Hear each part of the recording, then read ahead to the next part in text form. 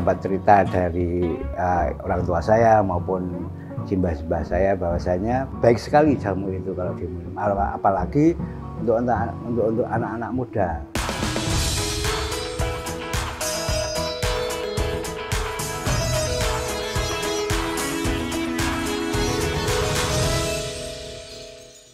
Jamu Gindang ini kan cukup legendaris di kota Jogja. Ya. Kenapa yang ngebuat Jamu Gindang ini tuh bisa selegendaris itu di kota Jogja ini? Jadi awal mulanya adalah yang namanya Mbah Joyo, adalah seorang tabib di Keraton Puro Pakalaman.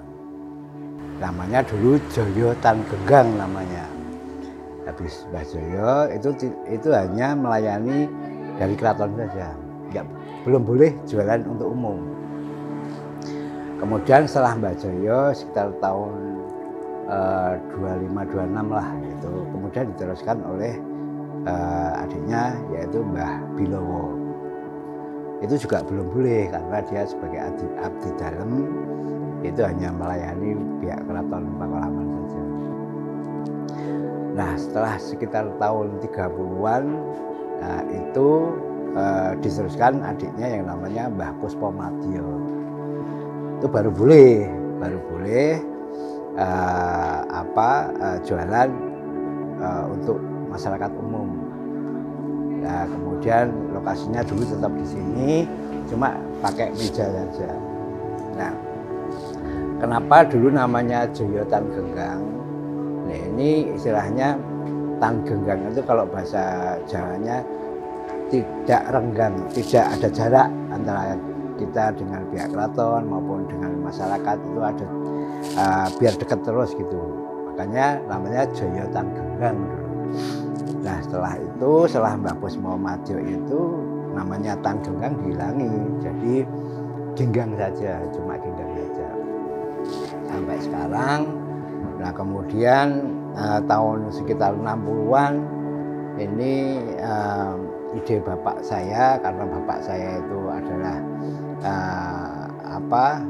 sering berlayar, dia melancong ke luar negeri semuanya, kemudian dia disuruh pulang, kemudian suruh nikah dengan ibu saya dengan persyaratan ya dia harus pulang, kemudian dia mengelola jamu ini, kemudian dibikinlah seperti kayak kafe gitu di sini, seperti itu konsepnya, seperti itu sampai sekarang. Jamu Ginggang ini masuk sebagai warisan budaya, ya, tapi juga memiliki daya tarik wisata sebagai wellness tourism ya. Ya, jadi begini, gagasan itu sudah kami rintis.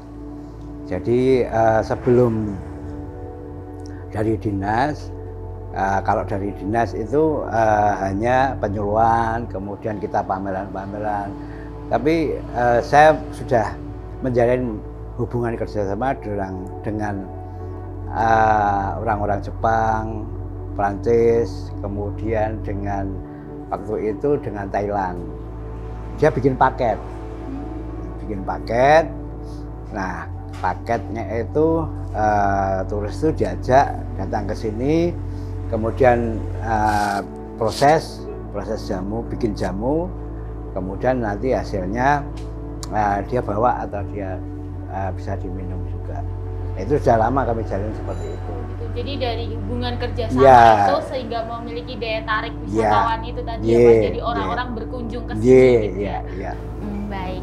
Nah, kemudian jamu ini kan dalam melestarikan warisan budaya pastinya memiliki strategi supaya anak muda seperti saya ini mau untuk merasakan khasiat dari jamu ini. Nah, itu mungkin bisa diceritakan Pak bagaimana supaya anak muda seperti saya itu mau mencoba jamu ini. Ya, jadi begini Mbak, jamu itu kalau zaman dulu itu identik dengan orang-orang tua, kemudian pahit dan seperti macam-macam lah, seperti momok gitu. Nah, saya mencoba untuk kolaborasi atau kita kerjasama dengan anak-anak muda, baik itu dari fakultas, kampus-kampus, kemudian kita ajak diskusi, kemudian kalau ada penelitian itu saya perbolehkan di sini. Dan saya pikir anak-anak muda itu tulang punggungnya itu yang harus kita rekrut bareng, karena bagaimanapun juga anak muda itu juga berpengaruhnya sangat besar sekali, apalagi milenial ini yang mungkin berjahit. Nah, awal mulanya juga dia masih tanda tanya jamu itu bagaimana. Nah, setelah saya terangkan, kemudian dia sendiri, mungkin saya yakin para pemuda-pemudi mahasiswa itu lebih pintar ya, dia mencari di Google atau di mana-mana tentang pengetahuan tentang jamu. Setelah dia pelajari, efek dari jamu itu tidak ada, dan itu sangat baik untuk kalau kita sering berkonsumsi jamu itu. Jamu ini kan merupakan suatu budaya ya, budaya minum jamu. Nah, ini saya dapat cerita dari orang tua saya maupun simbah-simbah saya bahwasanya baik sekali jamu itu kalau diminum, apalagi untuk anak-anak muda. Satu, anak-anak muda itu harus paham dulu tentang jamu, memperkenalkan dulu anak-anak muda, supaya makanya biar kenal, tapi kan biar akrab, minum jamu yang ringan-ringan dulu aja, beras kencur, kunyit asem. Nah, tapi nanti dengan sendirinya jamu ini bisa masuk di anak-anak muda. Kan kita segmennya itu remaja, anak muda, orang tua, cuma itu aja. Makanya harus kita kita harus bisa kerjasama dengan anak muda.